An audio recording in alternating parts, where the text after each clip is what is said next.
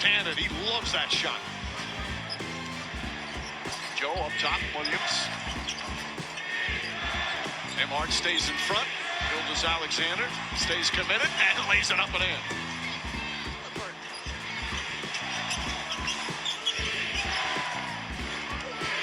Gilgeous-Alexander gets inside. Layup is good. I know it sounds crazy. It was a close sweep. A lot of the games went down to the wire. Hartenstein gets his own rebound on the miss. Back to Jalen Williams. Drives inside. And a blocking foul counted and one. Williams. And a 6-point lead for Indiana. Gilgeous-Alexander gets that one to go. Gilgeous-Alexander. Puts up, jump shot, that's good. Jalen Williams. 5 to shoot. Puts up, puts it in. What a tough shot from Jalen Williams. Jalen Williams trying to get away from Neesmith. Williams again, that left hand, beautiful move. He's got 25. Williams, foul line jumper short. Hartenstein chips it. Holmgren gets it to SGA. His drive, hesitation, banker is good. Emhart lurking. Back to Williams, thought about a three. Gilgeous-Alexander hits a three. Clutch bomb from SGA. Gilgeous-Alexander on the drive, pulls back. Baseline jumper's good. OKC with their first lead of the second half. Too much, taking the ball out, having to, kind of run something versus, just random basketball. So I got to do a better job there. Watch film, see where I can get better. But yeah, that's on me. I got to get us playing faster down the stretch, and I'll be better game 5. Tony up front. Tyrese, you're up 4 with just 3 minutes to go in the finals. Give that one away. How do you feel right now? How does that one sit with you? Frustrating, of course. You want to win that game. Especially a game at home where, like you said, you have the lead late.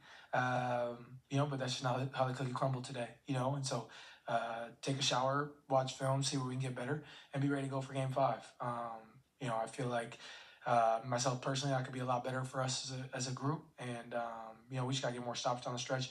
17-point fourth quarter, after the offensive success we had all game, I think is really, shows we got to do a better job moving the ball, and I think that starts with me. So, we got to be ready to go game 5. Obviously going into a hostile environment, we got to be ready to play, and for us to win, we're gonna have to win one down there. So, we got to be ready to go, and we got a couple days to sit on this, watch film, see where we can get better, and I'm excited about the challenge. Jamal Collier from ESPN. The first 3 quarters, you guys, what did you like about the defensive effort that you guys had, especially on Shea? I think he didn't have an assist in the game, and then kind of what do you think also allowed him to get loose late in the fourth quarter? Yeah, I thought we did a great job of mixing things up. Drew obviously did a great job shepherding his minutes. Double A, I think we're just trying to make it as tough as we can on him. We got to do a better job of not fouling. I think that's where a lot of our mistakes came. But I thought we did a good job. But he still ends with 35. He's a tough cover. So we just gotta collectively keep making it hard on him. Keep rebounding and running. What's up? Welcome to GHET-TO Sports, Sports Talk with Street Flavor. Once again, I have told you the pattern of these finals in the in the NBA and in the National Hockey League. They foul on each other. It's a pattern. Okay? Hockey, 2-2. Now, the NBA is 2-2. Okay? Split at home. Now, we're down to a 3-game series. The best out of 3. And now the home court advantage goes back to the home teams that started everything. The Oilers and the Thunder. So, who will come out on top now, since it's a 3-game series and the Thunder got 2 games at home? We will see. Now, I told y'all before, the Thunder has not lost back-to-back games in these playoffs. But remember, the Pacers has not lost back-to-back games in these playoffs. So Game 5 will be that turning point. The Thunder will be at home. It will be raucous. They might have a whiteout, where everyone wearing white T-shirts. So we will see. It will be loud on the road for the Pacers. Can they overcome that? Shea showed up in the fourth quarter. He had 20 points going into the fourth, ended up with 35. He had 11 down the stretch in the last 3 minutes to seal the game and to let everyone know, yes, I am the MVP. But the Pacers are not going anywhere. They are a scrappy team that gets at the ball. I think they had to change their rotation around just a little bit. I think Obi Toppin is playing a little bit better against them than their starting big man. That's something they need to think about, the Pacers. Can that be a change of pace? Can they win again on the road at Oklahoma? Now remember, Oklahoma gave up Game 1. They lost that. They did not seal the deal in Game 1. But the Pacers lost Game 4 at home. They did not seal the opportunity. So both teams has lost on their home court by giving up the game. So now it's any man's finals. Can Shea and the boys do what he has to do? They call him Shea Butter. But Jay Will is doing his thing also. Can he still keep that up? And still, can the Thunder play the defense they need to play to keep moving on? We will see on Monday night. Then we get hockey. Hockey got their Game 5 tonight. Back in Canada. Okay. Now, the Panthers are not going anywhere.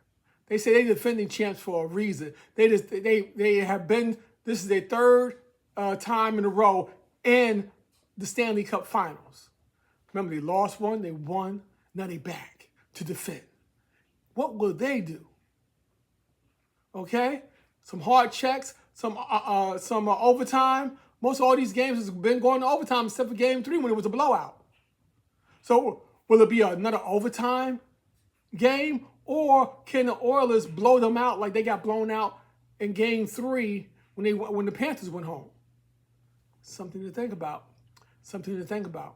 So it's very interesting going on in the Stanley Cup Finals and the NBA Finals. They follow each other. They both 2-2, 2-2.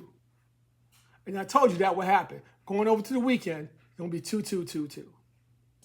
All right? And before I get long-winded and everything, I'd like to shout out the fathers. This is Father's Day coming up Sunday. Happy Father's Day to all the fathers out there. And all those who has that fatherly role, the big brothers and things like that, the uncles that support a child in need. Happy Father's Day to you. So, big up to yourselves. Happy Father's Day. But what is going on with your teams? Is this an interesting finals? Everyone thought it was going to be a blowout, that the Thunder would just roll over the Pacers, but the Pacers got some fight to them. Pacers got some fight to them.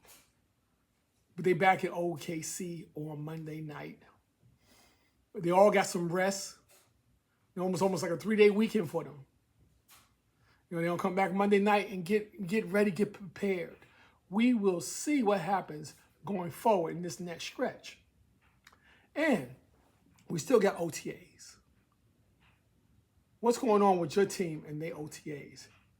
Are they showing out some touchdown throws, some wide receivers going across the middle doing their thing? But remember, it's still shorts and T-shirts. Shorts and T-shirts, people. Are they doing what they have to do? What's up with Kirk Cousins? I'd love to play, but I'm not going to dwell on things that aren't reality. In terms of, that's on the situation I'm in. So it's better spent to be focused on the situation I'm in and controlling what you can control. And I think that's the right mindset to have. I think right now it's about, the situation I'm in and being the best I can. And hopefully, in February, we as an organization are holding up the Lombardi Trophy. And how we do that, it's just more important as a team. He's off to a great start. He's got all the tangibles and intangibles you need to be successful. And I'm just here to support him, as he needs it. But I also don't need to be, I don't need to be in his ear so much that I'm sort of another voice. Is Atlanta trying to do anything, or are they going to wait?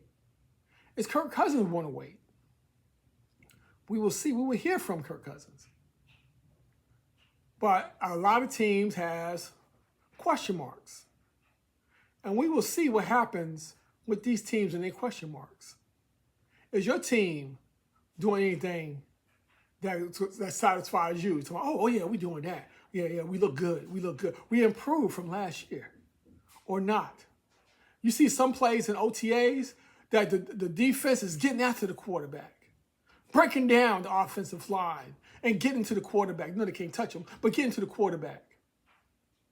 Is that showing that your defensive line is ready to rock and roll? Or you got the same old poor offensive line that you always had that gave you problems? That's why you're in a situation that you're in now. That's the question that we must see. There's a lot to go over with these OTAs or mini camps. We got players in mini camps that wasn't there before. Rogers, what you have to say? We will see. It's going to be very interesting going up. Keep up the good work, and I'll holler at y'all soon. Peace. I've been a fan of his for a long time.